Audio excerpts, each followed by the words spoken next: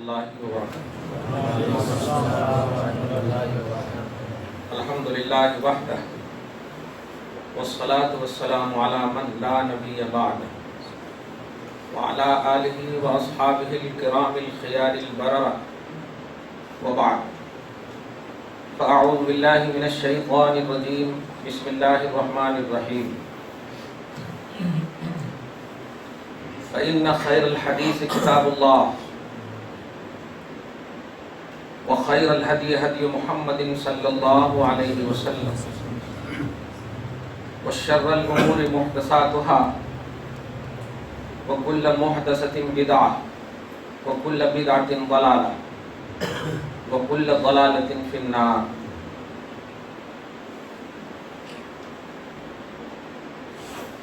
اما بعد فاعوذ باللہ من الشیطان الرجیم، بسم اللہ الرحمن الرحیم۔ ما كان محمد ابا احد من رجالکم ولكن رسول اللہ وخاتم النبیین وكان اللہ بكل شيء عليما۔ وقال تعالى في عظمة المصطفى مخبرا وآمرا ان اللہ وملائکته يصلون على النبی یا ایھا الذین آمنوا صلوا علیہ وسلموا تسلیما۔ اللہم صل وسلم بارک علی سیدنا وشفیعنا وحبیبنا ومولانا محمد معدن الجود والکرم وعلی آلہ الکرام وابنہ الکریم وآلہ واصحابہ وبارک وسلم صلی اللہ تعالی علیہ وسلم۔ بغیر تمہید کے ہم اپنے درس کا آغاز کرتے ہیں۔ اللہ سبحانہ نے خود کو بھی عطا فرمایا بے مثال، بے نظیر، یعنی لیس کمثلہ شیء، وہ ایسی ذات ہے جس کی کوئی مثال، کوئی شے نہیں رکھتی، اس کی طرح کوئی چیز نہیں۔ اس کے بعد اللہ پاک نے رسول بھی عطا فرمایا بے مثال، ایسا رسول جس کی شان خود رسول بنانے والا عظیم الشان انداز میں بیان فرماتا ہے۔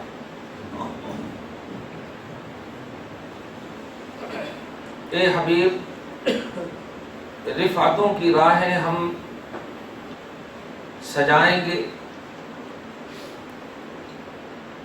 اور کو دیکھ کر کے نہیں، جسے چاہیں گے جتنا چاہیں گے دے دیں گے، لیکن آپ کی ذات گرامی کی رفعت کی جب بات ہوگی تو اس بات کا ہم اعلان کریں گے وَرَفَعْنَا لَكَ ذِكْرَكَ، کہ یہ آپ کی عظمتوں برتری کی رفعت کا راز آپ کی ذات پاک ہے۔ آدم کو صفی اللہ بنا دیا، موسیٰ کو کلیم اللہ بنا دیا، کہیں پر خطاب کرتے ہوئے نہیں کہا آدم تجھے ہم صفی اللہ بنانے والے ہیں، موسیٰ کلیم اللہ بنانے والے ہیں۔ دھیان رکھیے گا، یہ سب تفسیر الجیلانی بول رہا ہوں۔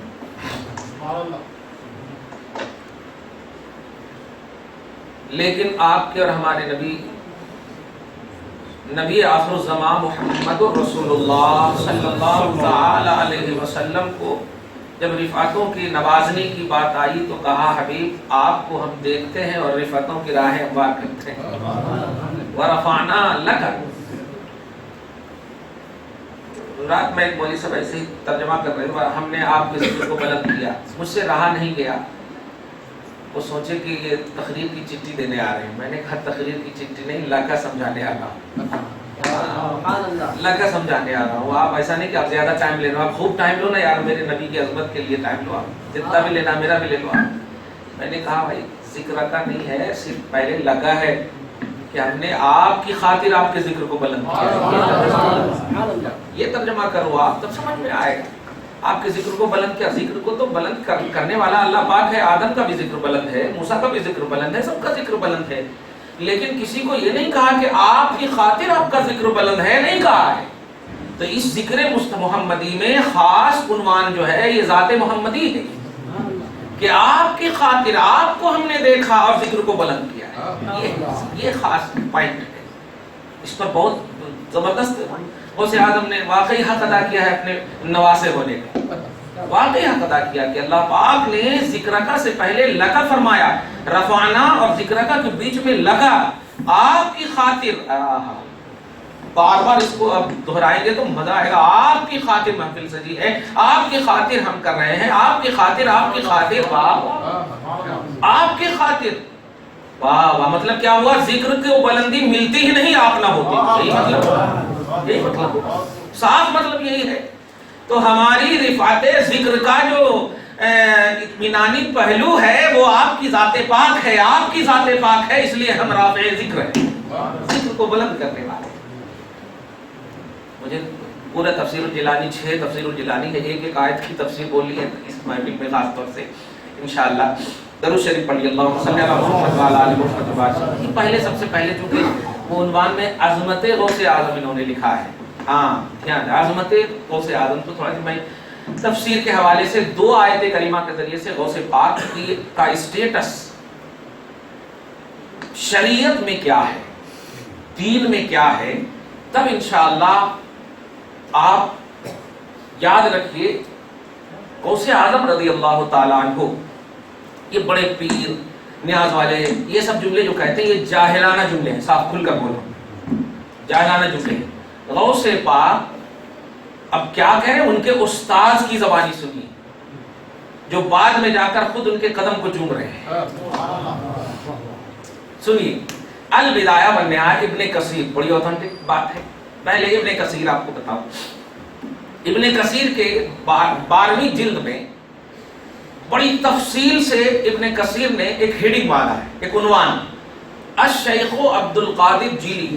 جیلی اور جیلانی دونوں ایک بولے, توجہ دی, الشیخ عبد القادر جیلانی, یہ عنوان مانا.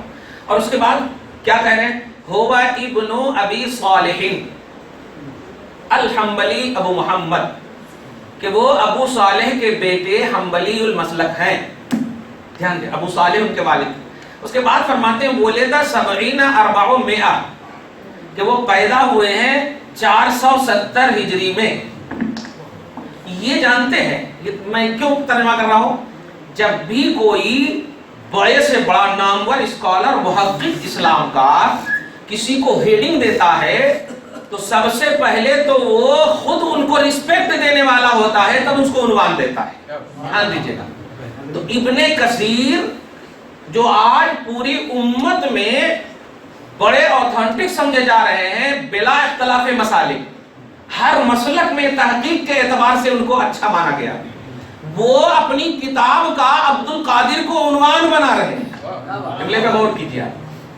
اب اتنا بڑا محقق جب اپنی کتاب کو عبد القادر کا عنوان دے, وہ کتنے بڑے محقق ہوں گے, وہ کتنے بڑے محقق ہوں گے آپ ذرا سمجھیے. میں جو سالانہ اور روزانہ کا ایک تصور دینے جا رہا ہوں کہ غوث اعظم رضی اللہ تعالیٰ عنہ آپ جو کرتے ہو یہ کچھ نہیں ہے, یہ ایسے ہی ہے جیسے پیر صاحب کو نذرانہ دیتے ہو آپ, یا عالم صاحب کو 200-500 روپیہ جمعہ میں دے دیتے ہو آپ, یہ ایسے ہی ہے. حق نہیں ادا کر رہے ہو آپ. اگر حق ادا کرنا ہے تو سیکھو ان محققین سے جنہوں نے اپنی کتاب کی زینت بنائی ہے, جنہوں نے اپنی کتاب کو خارج کرنے کے لیے ان کو عنوان دیا ہے. اور اسی بنیاد پر ابن کثیر کو واقعی بلا اختلاف مسالک عقائد کی بنیاد پر نہیں, تحقیق کی بنیاد پر سب لوگ ان کو اوتھینٹک مانتے ہیں ابن کثیر. ایک وجہ یہ. اب اس کے بعد دیکھیے, ان کے استاذ کا نام ہے ابو سعید المخزومی. ہے تو بہت استاد یہ, لیکن یہ واقعی سعادت مند ہے. ابو سعید المخزومی, یہ استاذ دھیان دیجیے گا, استاذ نے پہلے ابن کثیر کا نظریہ سنیے کہ سمع الحدیث, باپ رے باپ, سمع الحدیث. اور کتاب کی دنیا میں جب سماع حدیث کا جملہ بولا جاتا ہے تو اس سے مراد یہ ہوتی ہے کہ پوری سندوں کے ساتھ ان کو حدیث معلوم ہے. اور سندوں کا مطلب یہ ہے کہ نبی سے کس نے لیا, ان سے کس نے لیا, ان سے کس نے لیا, ان سے کس نے لیا, یہ سلسلہ, اس کو سند بولتے ہیں. تو فسمع الحدیث, انہوں نے سنا اپنے استاذ ابو سعید مخزومی سے. اب ان کے استاذ کا شجرہ مکمل متفق ہے تو اب سمجھ میں آ گیا کہ یہ سن رہے ہیں. توجہ دیجیے گا, یہ علوم ظاہری میں بیان کر رہا ہوں کیونکہ علوم باطنی کا ہم دعویٰ صرف کرتے ہیں, پہنچتے نہیں ہیں. علوم ظاہری سمجھ جائیں گے غوث پاک کا تو کچھ نہ صحیح غلام تو ضرور بن جائیں گے, کچھ نہ صحیح غلام ضرور بن جائیں گے. اور یاد رکھیے یہ غلامیت ہی سب سے بڑا ہماری کامیابی کا راز بنے گا, سب سے بڑا کامیابی کا راز بنے گا. آپ محسوس کیجئے, فرماتے ہیں فَسَمِعَ الْحَدِيث وَاتَّفَقَّهَ عَلَى أَبِي سعید المخزومی, کہ انہوں نے حدیث کو بھی سنا ہے, انہوں نے فقہ بھی حاصل کیا ہے. توجہ دیجیے گا, فقہ حاصل کرنے والے کو عالم شریعت بولتے ہیں. توجہ دیجیے, آپ محسوس کیجیے, آپ طریقت کی بات کرنے والے. اور عبد القادر کے حوالے سے نہیں پیارے, سب سے پہلے شریعت کی جتنی بھی راہیں ہیں غوث اعظم ان راہوں کو چلتے ہوئے اور سیکھتے ہوئے گئے ہیں, اور اس کے بعد سیکنڈ درجہ جو طریقت کا ہے وہ آٹومیٹک ان کو ملا ہے. تو فسمع الحدیث وتفقہ علی ابی سعید المخزومی, انہوں نے اپنے استاد سے حدیث بھی لیا ہے اور انہوں نے فقاہت بھی حاصل کی. اور استاد کا آپ کمان دیکھیے, سبحان اللہ. یہ دنیاوی ٹیچر کا مسئلہ نہیں ہے کہ آپ رشوت دے دو اور آپ کو پاس کر دے.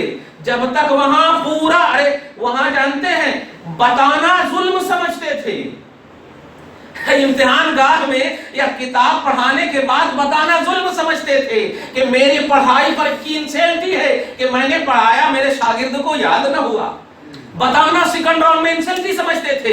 اتنا کمان ابو سعید مخزومی کو کہ وہ خود کہتے ہیں, ابن کثیر نے بدایہ و نہایہ میں نقل کیا, کہتے ہیں کہ وَقَانَ بَنَا لَهُ مَدَرْسَةً, ارے انہوں نے صرف حدیث اور فقاہت ان سے حاصل کی, لیکن ان کو پورے مدرسے کا مالک بنا دیا, ان کو پورے مدرسے کا مالک بنا دیا.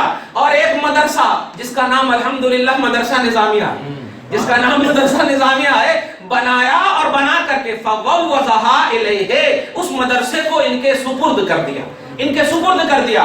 اور کہا کیا کہ کانا یتک, درود شریف پڑھیں, اللہم صلی علی محمد و آلہ وصحبہ وسلم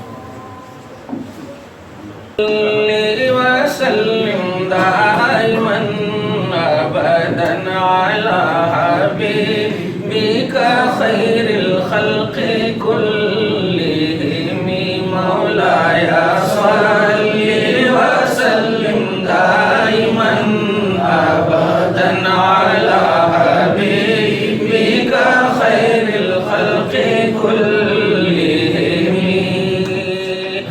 ابن کثیر کہتے ہیں کہ جب ان کو مدرسہ دیا گیا بنانے کے بعد تو کیا کرے یہ, آج تو بس سب سے پہلے اپنے نام, اپنے یہ, اپنے وہ, لیکن مدرسے کی نوعیت سمجھیے. جب دیا گیا تو کانا یتکلم علی الناس بہا, اس مدرسے میں لوگوں کے سامنے اللہ کی توحید کی بات کیا کرتے تھے, توحید کا پرچم لہراتے تھے. توجہ دیجیے گا. اور اس کے بعد وَيَعِظُهُمْ, اور ان کو نصیحتیں کیا کرتے تھے. آگے فرماتے وَانْتَفَعَ بِهِ النَّاسُ خَلْقًا كَثِيرًا, اور حضرت غوث اعظم کی ذات پاک سے اس مدرسے میں خلق کثیر نفعیاب ہوئی, خلق کثیر فیضیاب ہوئی. آپ ذرا سمجھتے چلے جائیں, ایک دم ایک بتے پر اتنا ہیڈنگ دیا ہے. اس کے بعد جو تعریف کے پل باندھ رہے ہیں کون, جو سب پر انگلی اٹھائے. توجہ دیجیے, تنقید کرنے والے ناقدین حدیث میں اول نمبر پر اپنے زمانے میں ابن کثیر کہلاتے ہیں, اور اس کے بعد آج تک ابن کثیر کا نام آتا ہے. وہ جب تعریف کے پل باندھ رہے ہیں تو سمجھ جائیے کہ فضیلت اسے کہتے ہیں جو غیر بھی ان کا اقرار کرے. فضیلت اسے کہتے ہیں. توجہ دیجیے, فرماتے ہیں وَلَهُ أَحْوَالٌ صَالِحَةٌ مُكَاشَفَاتٌ وَكَانَ لَهُ صَالِحًا وَرْعًا وَكَانَ صَالِحًا وَرْعًا. یہ سب جملے فرماتے ہیں تو اش کرنے لگتی ہے طبیعت, اور محسوس یہ ہونے لگتا ہے کہ اب تک جتنی عمر گزری ہے کہ ہم بیکار ان کو اور صحیح طور پر نہیں, اب ماننے کا آغاز صحیح ہو رہا ہے. ہم نے ان کا اسٹیٹس سمجھا ہی نہیں, سال میں ایک مرتبہ فاتحہ کرا دیجئے, ان کو یاد کر لیے, سمجھ گئے کہ ہم واقعی قادری ہیں. نہیں, واقعی امام نے کہا ہے, جملے میں غور کیجئے, قادری رکھ قادری, قادری کر قادری رکھ, قادریوں میں اٹھا قدر عبد القادر قدرت نما کے واسطے. اینی ٹائم قدرت کا پہلو, اینی ٹائم عبد القادر جیلانی رضی اللہ تعالیٰ عنہ کا تصور محسوس کیجئے. یہ تو ابن کثیر نے تعریف کے پل باندھے ہیں، ابن کثیر نے. تو اب آپ کو سمجھ میں آ گیا ہوگا کہ بڑے سے بڑے ناقدین، اور یہ آج کے اور ہم سب کٹوں پر بیٹھنے والے لوگ نہیں تھے، وہ ہمیشہ کتاب کے کیڑے بنے رہنے والوں میں سے تھے. کتاب کی دنیا جو ان کے لیے سجتی تھی، وہ بیٹھتے تھے تو ایک کتاب دیتے تھے امت کو. ایسے ناقدین حدیث نے غوث اعظم کو اپنا عنوان کتاب بنایا ہے. توجہ دے رہے، اپنا عنوان کتاب بنایا ہے. اسی سے آپ سمجھ گئے ہوں گے. یہ تو ابن کثیر کی بات تھی، اور ذرا 15 منٹ میں اور آگے چل کر بولوں گا. اب ذرا ایک اور سنیے، علامہ امام آلوسی کی بات سنیے. یہ تو ان کے اچھا یہ بالکل قریب کے زمانے کے ہیں، بالکل قریب کے زمانے اور اوتھینٹک ہیں. لیکن ذرا سنیے، امام آلوسی ہیں صاحب تفسیر روح البیان، یہ بھی بڑے اوتھینٹک ہیں اور ہر مدرسے میں الحمدللہ جہاں جہاں اہل حق ہے چلتی ہے. صاحب تفسیر روح البیان علامہ شیخ ابو سراج یا علامہ ابن ملقن کے حوالے سے طبقات الاولیاء ایک کتاب ہے، توجہ دیجیے گا. اچھا نہیں معلوم ہو تو معلوم کرنا، اور نہیں تو اس کو نہیں یہ نہیں بولنا کہ کیا ہے کہ کون سی کتاب ہے، ایسا نہیں، معلوم کرنا. کیونکہ بہت سارے جب نبی پاک صلی اللہ علیہ وسلم سے فیض حاصل کرنے والے ڈائریکٹ ابو بکر صدیق اپنی زبان سے جملہ بولتے ہیں. جب لوگوں نے کہا اللہ کو پہچانتے ہو؟ میں تو نہیں پہچانتا. تو حضرت ابو بکر صدیق نے جملہ کہا تھا، اللہ کی ذات اور اللہ کے راز کو نہ پہچاننا ہی پہچاننا. دیکھ رہے ہیں، نہ پہچاننا ہی پہچاننا ہے. تو مطلب یہ ہے کہ جب افضل البشر ان کے علم نے جواب دے دیا ہے تو اب آپ ہمارا کیا علم ہوگا. اس سے ایک یہ بھی ذہن ملا کہ بس معرفت اور علم کے لیے جذبہ رکھنا چاہیے، دی عین کا پہلو نہیں ہونا چاہیے. تو اگر کتاب آپ کو لینا ہو ملنا ہو تو صاحبان کتاب سے ملیے، اپنی نالج کو دی عین کا نام مت دیجیے. یہ سب سے امپورٹنٹ بات ہے. صاحب تفسیر روح المعانی بڑی اوتھینٹک کتاب ہے. بڑے بڑے آج کے مولوی تو خیر محسوس ہی نہیں کریں گے اس کو. دیکھیے توجہ دیجیے، رسول اعظم صلی اللہ علیہ وسلم اچھا داخلہ بغداد کا بھی جملہ ہے کہ یہ جیلانی جب بغداد میں داخل ہوئے تو یہ سب کیے، اور اس کے بعد آپ سنیے جب بغداد میں داخل ہوئے تو یہ سب کیے. سبحان اللہ، توجہ دیجیے گا، بغداد میں داخل ہوئے تو یہ سب کیے. بڑی اچھی بات ہے. اب جو میں نے تلاوت کی ہے سورہ احزاب پارہ نمبر 22 کی آیت نمبر 40 کے تحت آپ بھی تفسیر روح المعانی دیکھ لیجئے گا. اس میں پوری عربی عبارت ہے، میں ایک لائن سے پڑھتا ہوں. فرماتے ہیں کہ رأیت رسول اللہ صلی اللہ علیہ وسلم قبل الظہر. کون فرما رہے ہیں؟ غوث اعظم عبد القادر جیلانی رضی اللہ تعالیٰ. اچھا یہ بولنے سے پہلے ترمذی کے ایک حدیث بول دوں جو آپ لاسٹ پیج میں آپ دیکھیں گے جا کر کے. نبی فرماتے ہیں من رآنی فی المنام فقد رآنی، جو مجھے خواب میں دیکھے گا وہ مجھے ہی دیکھے گا.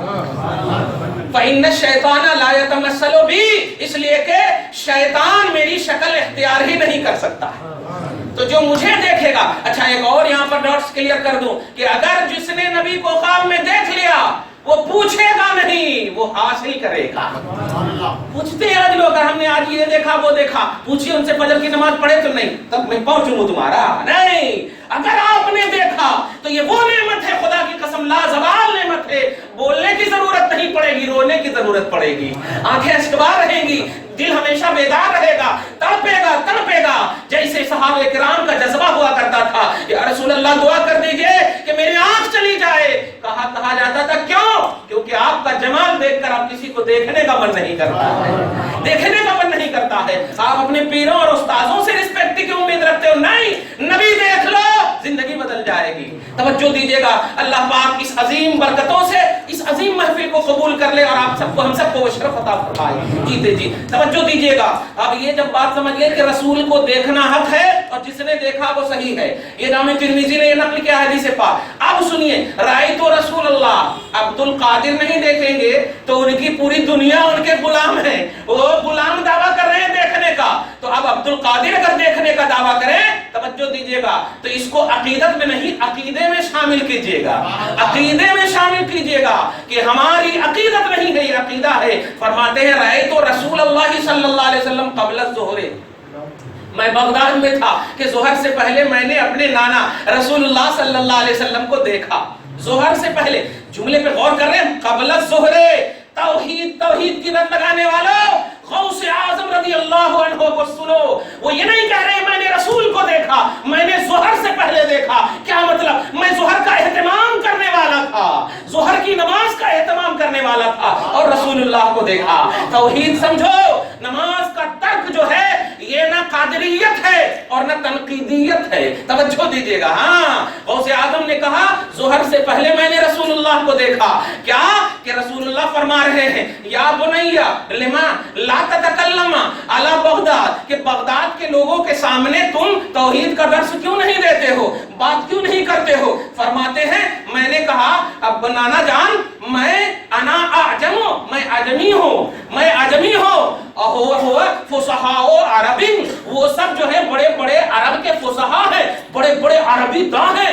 اب آپ غور کیجئے رسول آئے ہیں تو وہ نہیں جان رہے ہیں کہ میں آیا کس لیے ہوں، لیکن غوث اعظم پوچھ کر ایک ذہن بھی دے رہے ہیں کہ بڑوں سے کیسے اور کیوں کر لینا چاہیے. توجہ دیجئے، آپ جب سب کچھ جانتے ہی ہے چھوڑ نہیں دینا، مانگنے کا ادب بھی دیکھنا، مانگنے کا طریقہ بھی دیکھنا. رب سب دیکھ رہا ہے پھر بھی آپ ہاتھ اٹھاتے ہو مولا مولا، یہ ادب و احترام ہے. فرماتے ہیں میں نے کہا یا رسول اللہ اے میرے نانا جان میں کیسے بولوں، میں عجمی ہوں، میرا لینگویج میری زبان کیسے سمجھیں گے.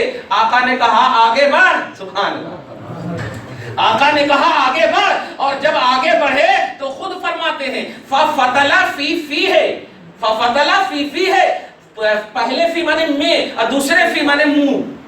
فَفَتَلَ فِي فِي ہے، غوث پاک کے منہ میں سبعن، رسول پاک نے 7 مرتبہ لعاب دہن ڈالا ہے، 7 مرتبہ لعاب دہن ڈالا ہے. اور اس کے بعد توجہ دیجئے گا، کہتے ہیں میں نے ظہر کی نماز ادا کر لی، اور ظہر کی نماز جب ادا کر لی تو خلق کثیر جمع ہے. فحضرنی خلق کثیر، میرے پاس خلق کثیر جمع ہے. لیکن وارتج علی، ابھی بھی میرے اوپر کپ کپی طاری ہے، ابھی بھی میرے اوپر کپ کپی طاری ہے. توجہ دیجئے گا، کپ کپی طاری ہے عبد القادر کے اوپر. اتنے میں مدینۃ العلم کے بعد باب العلم آ رہے ہیں، اور حضرت علی کو وہ دیکھتے ہیں، وہ خود کہتے ہیں کہ فرأیت علی بإزائی، میں نے اپنے سامنے علی کو دیکھا، میں نے اپنے سامنے علی کو دیکھا. اور علی اشارہ کر رہے ہیں لماذا لا تتکلم یا بنیا، اے میرے بیٹے کیوں نہیں بیان کر رہے ہو. خلق کثیر سیراب ہونا چاہ رہی ہے، منتظر سیراب ہے، آپ بیان تو کرو. فرماتے ہیں ورتج علیہ، اے نانا جان میرے اوپر کب کبھی طاری ہے. کہا آگے بڑھ. توجہ دیجئے گا، دیدہ کور کو کیا ہے نظر کیا دیکھے. ارے دیکھیے، آپ محسوس کیجئے اس بات کو. غوث پاک جب پڑھتے ہیں فَفَتَلَ فِي فِيهِ سِتًّا، تو 6 مرتبہ ان کے اندر ڈال دیا ہے، 6 مرتبہ لعاب دہن ڈالا. اب آپ غور کیجئے، یہاں سے بیان کر کے ساری کتاب والے خاموش ہو جاتے ہیں، لیکن ایک جو جملہ دینے جا رہا ہوں غوث فرماتے ہیں نبی نے 7 مرتبہ، آپ نے 6 ہی مرتبہ کیوں. میں پوچھنا چاہتا ہوں کب کبھی دور ہو گئی، کام بن گیا، سوال کیوں کر رہے ہو. لیکن سنو، ہر حال میں ان حضرات کی نگاہوں میں جو اللہ کے محبوب بندے ہوتے ہیں ہمیشہ توحید اور ہمیشہ رسالت کی عظمت ہوا کرتی ہے. اللہ کی توحید اور رسول پاک کی رسالت کی عظمت اور اس کا احترام اور ان کے اسٹیٹس کو برقرار رکھنا ہوا کرتا ہے. وہ پوچھ کر امت کو ایک ذہن دے رہے ہیں کہ میرا مقصد تو حل ہوگا ہی، لیکن اس مقصد سے تیرا کیا بھلا ہوگا. امت کے لوگوں محسوس کرو، غوث نے جب کہا لما لا تکملها سبعا، آپ نے منہ میں ڈالنے کے اعتبار سے 7 مرتبہ کیوں نہیں ڈالا. تو حضرت باب العلم فرماتے ہیں ادب مع رسول اللہ صلی اللہ علیہ وسلم. سنو، یہ ادب مصطفیٰ ہے. کیسا ادب ہے؟ لعاب دہن ڈال رہے ہو، بہرحال اس ڈالے سو میں ڈال رہے ہو نا، یہ کیسا ادب ہے. محسوس کرے، نبی نے 7 مرتبہ ڈالا، میں بھی ڈال دیتا تو ڈالنے میں مصطفیٰ کے برابر ہو جاتا، امت کا طبقہ کہنے لگتا. اس لیے میں نے ایک کم ڈالا تاکہ امت جان لے کہ میں فیض دینے میں نبی کے برابر نہیں، تو بے فیض ہونے میں کیسے نبی کے برابر ہو سکتا ہے، بے فیض ہونے میں کیسے نبی کے برابر ہو سکتا ہے. یہ توحید کا اسٹیٹس ہے، یہ رسالت کا اسٹیٹس ہے، یہ تفسیر روح البیان، یہ عظمت غوث اعظم ہے. توجہ دے رہے ہیں آپ. ابن کثیر سے بھی آپ نے ان کا اسٹیٹس سمجھا کہ بڑے بڑے ناقدین حدیث نے اپنی کتاب کا عنوان بنایا، اور اس میں بھی آپ نے دیکھا کہ غوث اعظم کا جو علم ہے یہ کسی عام دنیا کے مدرسوں کے حصول کا علم نہیں ہے، مجمع البحرین، مدینۃ العلم اور باب العلم کا علم ہے. مدینۃ العلم اور باب العلم. اچھا، یہاں پر صرف فیض کا تصور نہیں تھا، شریعت کا ایکسپلین کرنا تھا، شریعت کو بتانا تھا، توحید اور رسالت کو بتانا تھا، تو رسول اللہ صلی اللہ علیہ وسلم نے آ کر کے مدد کیا۔ محسوس کرو ماننے والوں، آج اپنی عظمت کو محسوس کرو۔ تم چھوٹی چھوٹی چیزیں مانتے ہو، ارے وہ چیز مانگ کہ جس مانگ میں ساری چھوٹی چیز آٹومیٹک آ جائے۔ مصطفیٰ جان رحمت خود بے تمہیں کہے ہوئے آ کر کے تمہاری مدد فرمائے۔ 500 برس کے بعد کا زمانہ ہے، ابھی دیکھا آپ نے 470 میں یہ پیدا ہوئے ہیں، بغداد میں جب گئے تو 18 سال کی عمر ہے، یہ معلوم ہے آپ کو، تو 5ویں صدی کے بعد ہے۔ آپ اگر کوئی ارے وہ کیسا ہو سکتا تو نہیں، آپ ایک صفحہ کیا ایک لائن جو ہے عربی آپ لکھ نہیں سکتے، ایک صفحہ عربی نہیں بنا سکتے، اور وہ ایک صفحہ نہیں 12 جلدوں میں 1000 پیج کی امت کو کتابیں دے رہے ہیں۔ ایسے اسٹیٹس رکھنے والے ہیں علم کے، وہ حضرات ایسا کہہ رہے ہیں۔ اور ناقدین حدیث کی صفحے اول میں ابن کثیر نے تو کتابوں کی وہ دنیا دی ہے کہ آج ہر لائبریری انکمپلیٹ ہے ان کی کتاب اگر نہیں ہے، اگر واقعی لائبریری ہے۔ کیا سمجھے ان دونوں تصور سے؟ آپ دونوں تصور سے میں عظمت غوث اعظم بتا رہا ہوں۔ اب جا کر تفسیر الجیلانی کا جب تصور دوں گا نا تب سمجھیں گے آپ، ورنہ تفسیر الجیلانی کو یسرن القرآن سمجھ جائیں گے کہ یہ کیسا ہوتا جی، خالی مریداں بنانے سے تو فرصت نہیں تھی۔ نہیں، آج لوگ اپنے پیروں کو مریدوں کی کوانٹٹی کے اعتبار سے تول رہے ہیں کہ ان کے مریداں اتنے ہیں۔ نہیں پیارے، ایک ہے لیکن ہر ایک پر بھاری ہے، وہ بہت بڑا پیر ہے۔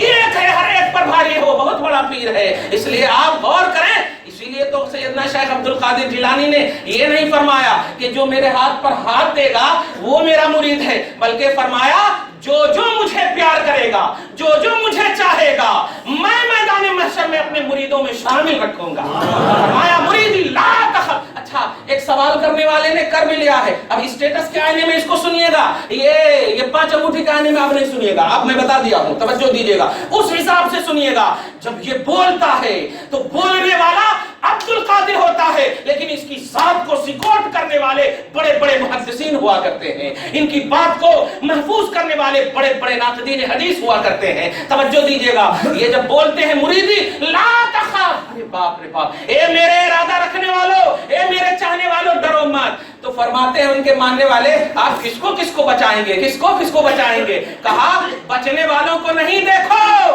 بچانے والے کو دیکھو، بچانے والے کو دیکھو۔ مشرق میں میرا مرید ہوگا، چاہنے والا ہوگا، اور مغرب سے وہ پکارے گا، میں مشرق میں رہوں گا، مغرب سے وہ پکارے گا، اور اسے ضرورت ہوگی تو میں نہیں، میرے رب نے مجھے وہ اختیار دیا ہے کہ ان کی مدد کروں۔ توحید کا یہاں پر بھی دعوت نہیں، میرے رب نے وہ اختیار دیا ہے کہ میں مدد کروں۔ اللہ کی قدرت کو لمیٹڈ مت کرو، وہ اللہ کی قدرت جو ہے صرف اللہ کی قدرت کے کہے جانے کے لیے نہیں ہے، اس کا اظہار دیکھنا ہو تو اللہ کے محبوب بندوں کے پاس دیکھو، اس کا اظہار دیکھنا ہو اللہ کے محبوب بندوں کے پاس دیکھیے۔ ہے موسیٰ ہے، کیا ہے؟ حضرت موسیٰ ہے، جب گزر رہے ہیں دریا سے تو کس نے کہا تھا اس پانی کو کہ ایک نبی کا قدم ہے نکل جا؟ کس نے کہا تھا؟ ایک لکڑی مارا۔ میں پوچھتا ہوں، لکڑی تو موسیٰ نہیں ہے، لکڑی تو باہر کی چیز ہے، موسیٰ تو زبان سے کیوں نہیں کہہ رہا ہے؟ جواب ملا، ایک بے جان چیز ایک اللہ کے معبود سے جب ٹچ ہو جائے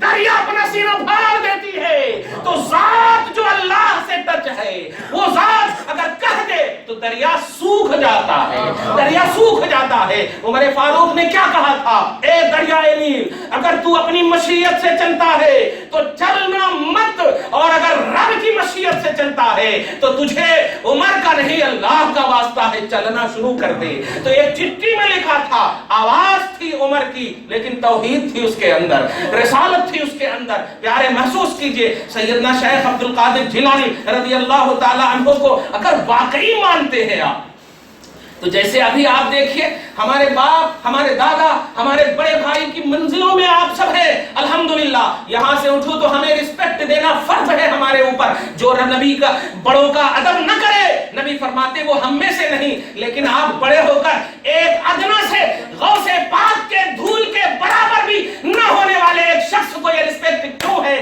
صرف شریعت کی بنیاد پر ہے، صرف توحید اور رسالت کی بنیاد پر ہے۔ ذرا محسوس کیجئے، یہ غلاموں کے غلام کو یہ رسپیکٹ دیا جا رہا ہے، کیا مرنے کے بعد ہمیں یہ بولنا شروع کر دو کہ ارے اس کو کچھ نہیں آتا تھا، اس کو یہ مر کر مٹی میں مل گیا؟ نہیں پیارے، یہ رسپیکٹ نہیں ہے۔ رسپیکٹ اسے کہتے ہیں کہ جس کو دیا جائے وہ زندہ بھی ہو تو وہ رسپیکٹڈ رہے، انتقال کے بعد بھی ہو تو رسپیکٹڈ رہے۔ اسی لیے تو رسول اللہ صلی اللہ علیہ وسلم کے صحابہ جب رو رہے تھے، توجہ دیجئے، ایک مرتبہ نبی نے، بخاری شریف کے حدیث میں ہے، نبی پاک صلی اللہ علیہ وسلم، امام بخاری نے نقل کیا، نبی نے فرمایا ان عبدا خیرہ اللہ، بے شک اللہ کا ایک بندہ ہے جس کو اللہ نے اختیار دیا ہے کہ وہ دنیا میں رہے یا آخرت کو ترجیح دے، تو اس بندے نے، اس عبد مخیر اختیار دیے ہوئے بندے نے آخرت کو ترجیح دیا ہے۔ ابو بکر صدیق رونے لگے، حضرت سیدنا ابو بکر صدیق رونے لگے، آزو بازو علیہ، کہنے لگے وہ شیخن، یہ کیسے شیخ ہے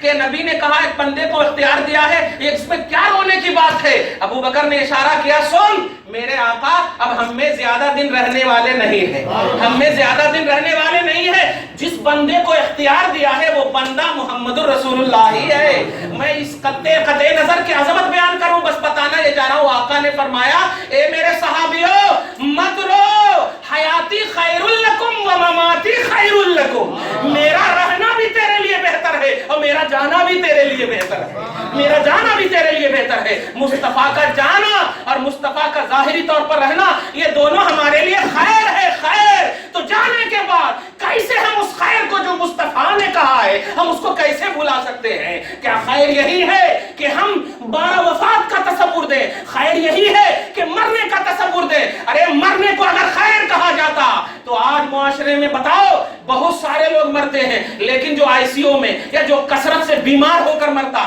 جو سب کو پریشان ہو کر مرتا، اس کے لیے بھی یہی کہتے ہو اچھا ہوا اللہ پاک نے تکلیف سے اٹھا لیا ہے، پریشانی سے اٹھا لیا ہے۔ اب اگر کوئی بدماشی قسم کا ہوگا وہی کہے گا ارے ٹھیک ہوا، مر رہا نہیں تھا، یہ نہیں تھا۔ لیکن اگر صالح ہوگا، نیک ہوگا تو اسے بھی آنسو گرانا ہوگا، اس لیے کہ موت کا تصور ظاہری طور پر خیر کا تصور نہیں، غم کا تصور ہے، مگر میرے آقا نے چشم عالم سے چھپنے کا تصور دیا ہے کہ میں تیرا بھی رسول ہوں اور قبر میں جانے والے اس کا بھی رسول ہوں، برزخی دنیا والوں کا بھی رسول ہوں۔ تو سنو، اگر میں یہاں ہی رہوں گا تو وہاں کیسے پیغام پہنچاؤں، وہاں کیسے پیغام دوں؟ تو میں جا رہا ہوں، میرا جانا بھی بہتر ہے، میرا رہنا بھی بہتر ہے، تو میرا رہنا تمہارے لیے بہتر ہے۔ اس لیے پیارے کبھی بھی ایسا تصور نہیں۔ آج صبح میں ایک فون آیا، اب فون ایسا فون ہے کہ اجتماعی طور پر کیوں کرتے ہیں؟ میں پوچھنا چاہتا ہوں پیارے،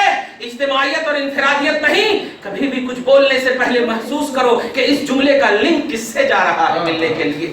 درود پاک کی محفل کو اجتماعیت کے اعتبار سے تنقید کا نشانہ مت بناؤ، کیونکہ یہ درود مصطفیٰ کی بارگاہ میں جا رہا ہے، نبی کی بارگاہ میں جا رہا ہے۔ سارا عمل ایک طرف ہے، درود پاک ایک طرف ہے۔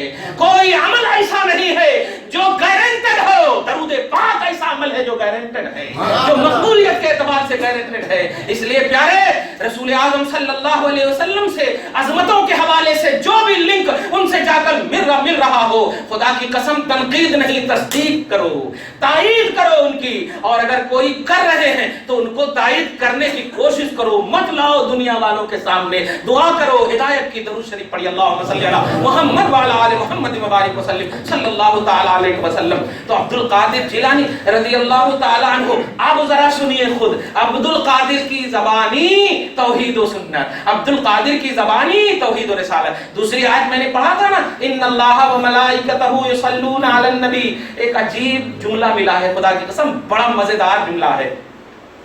بے شک ابھی آپ سب کس لیے بیٹھے تھے؟ کس لیے بیٹھے تھے؟ درود و سلام ہی، درود ہی پڑھنے کے لیے تھا، درود پڑھنے کے لیے الحمدللہ بیٹھے تھے آپ، اللہ کا بے پناہ احسان ہے، بیٹھے تھے، اللہ پاک آپ کی عمروں میں برکتیں عطا فرمائے، اور یہ برکت والی عمر لے جا کر کے آپ گھر میں بھی دیجئے، سلام کلام کا ماحول قائم کیجئے۔ کیسے کس طرح سے آپ اپنے گھر کو برکتوں والا مسرور اور معمور کریں گے، وہ آپ سوچئے، کہنے کی بات نہیں ہے، یہ دل کی بات ہے، محبت کی بات ہے۔ آپ ذرا سمجھئے رسول اعظم صلی اللہ علیہ وسلم کا پیارا چہیتا تفسیر جیلانی، تفسیر بولے تو اللہ کی مراد ظاہر کرنا،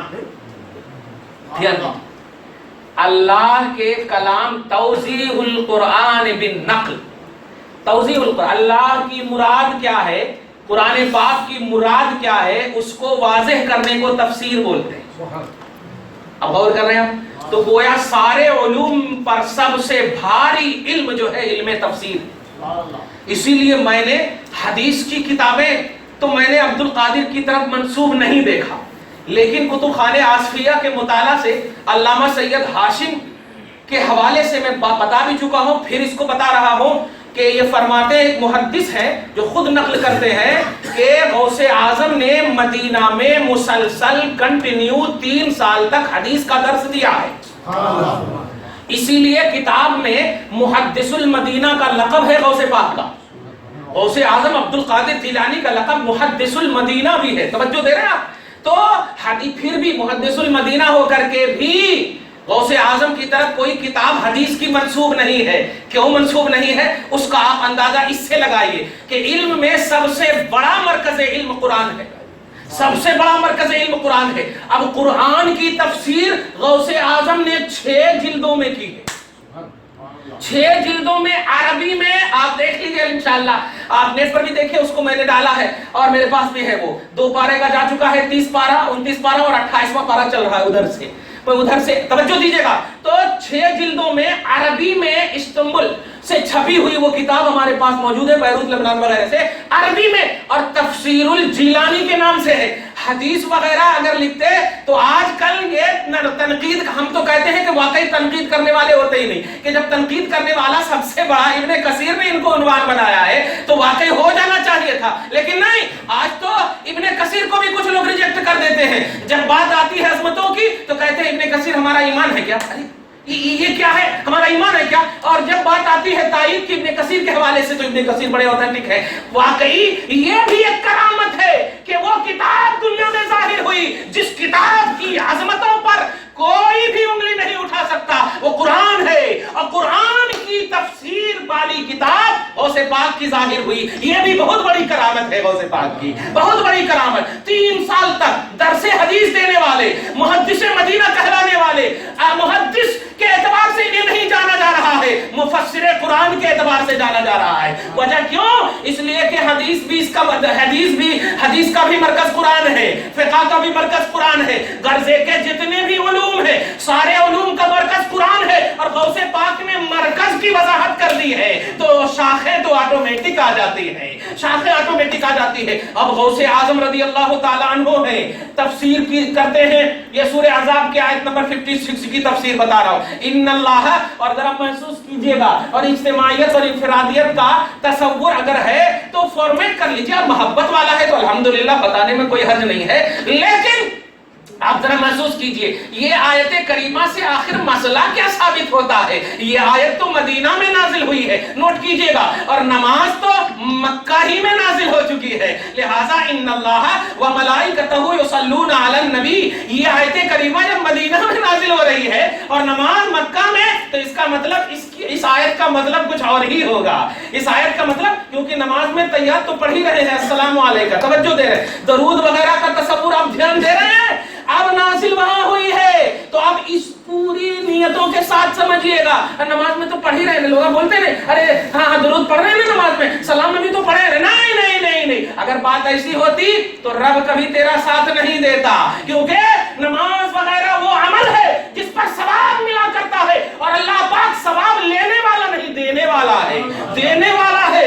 تو اب اللہ بھی پڑھ رہا ہے درود، توجہ دیجیے گا. تو جب اللہ بھی پڑھ رہا ہے تو یہ نماز کے سر کا درود نہیں ہو سکتا، کیونکہ نماز یہ ثوابی عمل ہے اور اللہ ثواب لینے والا نہیں، دینے والا ہے. لہذا یہ عمل کا اسٹیٹس کچھ اور ہوگا. سنو تفسیر الجیلانی سے کہ غوث اعظم فرماتے ہیں کہ ان اللہ و ملائکتہ یصلون ای یہتمون ای یعتنون. یہ 2 عربی کا جملہ مجھے سمجھانا ہے، ختم کر دو، توجہ دیجیے گا. بے شک اللہ اور اس کے سارے فرشتے، اب درود میں غوث جو تفسیر کر رہے ہیں، بے شک اللہ اس کے سارے فرشتے نبی کی تعظیم کرنے کا اہتمام فرماتے ہیں. یہتمون بالثناء، نبی کی ثنا بیان کرنے کا اہتمام فرماتے ہیں. ویعتنون، اور اعتنا اور توجہ خاص فرماتے ہیں. اللہ وہ اللہ جس کی شان شہید ہے، جس کی شان بصیر ہے، جس کی شان علیم بذات الصدور ہے. ارے وہ توجہ کیا، وہ تو اینی ٹائم ہر پر متوجہ ہے، لیکن پھر بھی توجہ کا ذکر کر دینا غوث کی زبان سے ایک اسٹیٹس آف نبوت آخر الزمان سمجھو لو۔ نبی اعظم صلی اللہ علیہ وسلم کی تعریف اور ثنا کا رب اہتمام فرماتا ہے، رب اہتمام۔ اچھا یہاں پر یہ بھی نہیں کہہ سکتے کہ صرف رب اہتمام، بلکہ یصلون کا سنٹینس ہے، یصلون اللہ بھی اور ساتھ میں فرشتے بھی ہیں، فرشتے اہتمام فرماتے ہیں۔ اہتمام کسے کہتے ہیں؟ اہتمام کے لیے اجتماعیت ہی کا تو تصور ہوتا ہے۔ اہتمام کسے کہتے ہیں؟ ابھی انہوں نے کھانے کا اہتمام کیا، درود کی محفل کا اہتمام کیا، یہ نہیں بولتے درود کرنے کا اہتمام یا درود پڑھنے کا، نہیں، درود کی محفل کا اہتمام ہوا۔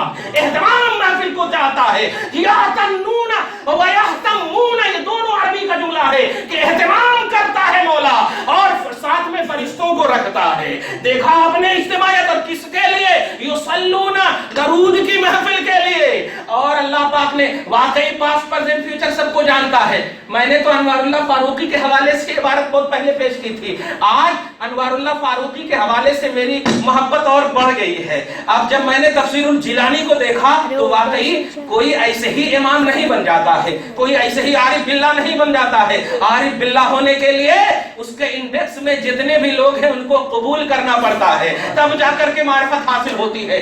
امام انوار اللہ کے حوالے سے میں نے سنا تھا کہ اللہ پاک نے درود کا تو اہتمام فرمایا فرشتوں کے ساتھ، لیکن جب حکم دیا تو درود کا بھی حکم دیا اور سلام کا بھی حکم دیا۔ توجہ دے رہے آپ؟ ان اللہ و ملائکتہ یصلون صرف ہے، یسلمون نہیں ہے کہ بے شک اللہ اور اس کے سارے فرشتے درود اور سلام پڑھتے ہیں، یہ نہیں ہے، صرف درود پڑھتے ہیں۔ لیکن جب ایمان والوں کو حکم دے رہا ہے تو فرما رہا ہے درود پڑھو، صرف نہیں۔ نوٹ کیجئے گا، آج کل شعروں میں سن لیتے ہیں ہے مقدس وظیفہ الصلاۃ والسلام، لیکن غور کرنا صلاۃ صرف اللہ تبارک و تعالیٰ نے بھیجا ہے۔ نوٹ کیجئے گا سلام کا پہلو نہیں ہے وہاں، لیکن آپ کو جب کہا ہے تو سلو، درود بھی پڑھنا، وسلمو، اور سلام بھی پڑھنا۔ اچھا ایک اور بات ہے، سلو میں ایک دم سمپل سنٹینس ہے اور سلمو میں تسلیمہ بھی ہے، جس کو تاکید بولتے ہیں، تاکید بولتے ہیں، مفعول مطلق بولتے ہیں گرامر کی زبان میں۔ اور مفعول مطلق کا مطلب ہوتا ہے کہ ورب کو تقویت دینے کے لیے وہ مفعول کو لایا جائے، فعل کو ٹھوس کرنے کے لیے مفعول کو لایا جائے۔ اب ترجمہ ہوگا اے ایمان والو اس غیب بتانے والے نبی پر درود پڑھو اور خوب سلام پڑھو، خوب سلام پڑھو، یہ ترجمہ ہوگا۔ تو امام نے کہا تھا میں اب ان کے بجائے اب اپنے امام الاولیاء کی بات کر رہا ہوں، مفسر قرآن صاحب تفسیر الجیلانی کی بات کر رہا ہوں۔ کہتے ہیں کہ سلام کا ذکر یہ ہے کہ اللہ تبارک و تعالیٰ اچھے سے جانتا ہے درود پر کوئی امت کا طبقہ اعتراض نہیں کرتا ہے، اعتراض اگر ہے تو سلام پر اعتراض ہے۔ اللہ پاک نے مومنوں سے اسی کا مطالبہ کیا ہے تاکہ سمجھ جاؤ کہ سلام اعتراض کی چیز نہیں ہے، توحید کی چیز ہے، توحید کی چیز ہے۔ اے ایمان والو درود پڑھنا، ہم بھی پڑھتے ہیں نماز میں، ہم بھی پڑھتے نہیں۔ نماز کا اگر انفرادی طور پر نماز سے ریلیٹڈ یہ پہلو ہوتا تو اللہ پاک الگ سے اہتمام ہی نہیں، اور تفسیر میں بھی ایسے پہلو بیان نہیں ہوتے، بلکہ کہہ دیا جاتا ہاکذا فیما سبق قد ذکر فیما سبق۔ اس طرح کی تفسیریں ہم پڑھتے ہیں کتابوں میں کہ جو بات اتنی اوتھینٹک نہیں ہوتی اس کی تفسیر کے بارے میں کہہ دیا جاتا یہ گزر چکی ہے۔ وہ ہم لوگ بھی جب کتاب لکھتے ہیں تو یہی بولتے ہیں میری اس کتاب میں دیکھو، میری اس کتاب میں دیکھو، لیکن جب بات کوئی اوتھینٹک ہوتی اگرچہ میں نے ذکر کر دیا پھر بھی ان کا ذکر اس لیے من کرتا ہے کہ ہو سکتا ہے وہ قبول نہ ہو تو یہ قبول ہو جائے، یہ مقصد ہوا کرتا ہے۔ درود و سلام کا پہلو یہی تھا۔ تو اللہ پاک کی توحید اور رسول پاک کی رسالت یعنی اللہ پاک کی بھی عظمت، رسول پاک کی بھی رسالت یعنی عظمت کا صحیح اعتراف کرنے کا نام، قرآن پاک کی عملی تفسیر کا نام عبد القادر جیلانی ہے۔ یہ اسٹیٹس ہے۔ تو اگر غوث پاک کی چاہے آپ فاتحہ دلاؤ یا غوث پاک کی محفل کرو، اس محفل میں خاص عنوان رکھو کہ ان کا علم کیا ہے، ان کا غفور کیا ہے، ان کی کثرت فقاہت کیا ہے، ان کی حفظ حدیث کیا ہے، ان کا علم القرآن کیا ہے۔ کوئی علم ایسا نہیں ہے جو امام ربانی غوث اعظم عبد القادر جیلانی نے نہ تو کسبی طور پر اور نہ ہی وہابی طور پر ان کے پاس نہ ہو۔ یاد رکھیے گا کوئی بھی یہ دعویٰ صرف نہیں کر سکتا کہ میں اللہ کی طرف سے میں عطا کیا ہوا ہوں، لیکن امت امت نے خود فیصلہ کر لیا ہے، ماں کے پیٹ سے نکلنے والا بولے یا نہ بولے، جب 18 پارہ استاذ کو سنا رہا ہے تو امت نے سمجھ لیا، مت بولنا عبد القادر، ہم سمجھ گئے کہ آپ وہابی ہو، ہم سمجھ گئے کہ آپ عطائی ولی ہو، ہم سمجھ گئے کہ آپ نیچرلی ولی ہو، اب اس میں یہ نہیں بولنا ارے ایسا کیسے ہوتا، یہ ایسا کیسے ہوتا، اسی کو بولتے ہیں لاجک، اور جو چیز لاجک میں نہ آئے اسی کو بولتے ہیں قدرت، اسی کو بولتے ہیں معجزہ، اسی کو بولتے ہیں کرامت۔ جو بات عقل میں نہ آئے، دماغ میں نہ آئے، سینس میں نہ آئے، اسی کو بولتے ہیں خدا کی قدرت۔ وہ فعل رب کی طرف نسبت ہے قدرت ہے، نبی کی طرف نسبت ہے معجزہ ہے، غوث کی طرف نسبت ہے تو کرامت ہے۔ کب سمجھیں گے یہ سب علوم، کب سمجھیں گے یہ سب پہلو؟ اس لیے ضرورت اس بات کی ہے کہ اس قسم کی محفل سجائی جائے، ایسی محفلیں سجائی جائے، اور اعتراض کی دنیا نہیں، ورنہ نسلیں تباہ ہو جائیں گی۔ اگر والدین اعتراض کرنے والے ہوں گے، فون پر سوال کرو یا کچھ کرو، تو اعتراضی دنیا آتا ہے۔ آج آپ ذرا سی دیکھو، کوئی ٹینشن کا فون آ جاتا ہے، سب سے پہلے دیکھتے ہو گھر میں کوئی ایسا نہیں ہے کہ میرے ٹینشن کی وجہ سے وہ ٹینشن میں آ جائے، تو آپ دیکھتے ہو پہلے کہ کوئی ایسا تو نہیں۔ ایسے ہی پیارے، جب عظمت محمدی اور عظمت توحید و رسالت کی بات آئے، ولایت کی بات آئے، ان کی عظمتوں کی بات آئے، تو ان کی تنقید کے حوالے سے اگر کبھی فون کرنا بھی ہو تو اولاد کے سامنے خدا را مت کرو۔ کیوں؟ اس لیے کہ نسلیں تباہ ہو جائیں گی۔ نسلوں کو آباد رکھنا ہو تو محبت میں پھرو ان کو، ادب میں پھرو ان کو۔ دیکھ لو عبد القادر جیلانی نے سوال کیا، باوجود ہے کہ ان کا مقصد صرف کبھی دور کرنا تھا، لیکن کہا کہ کیوں ایسا کیا؟ تو باب العلم نے جواب دیا، ادب مع رسول اللہ، یہ مصطفیٰ کی ذات کا ادب ہے، ادب ہے، وہاں پر بھی ادب مصطفیٰ کا لحاظ ہے۔ کیا دیا امت کو؟ انہوں نے امت کو فقاہت دی ہے، امت کو شریعت دی ہے، امت کو تفسیر دی ہے،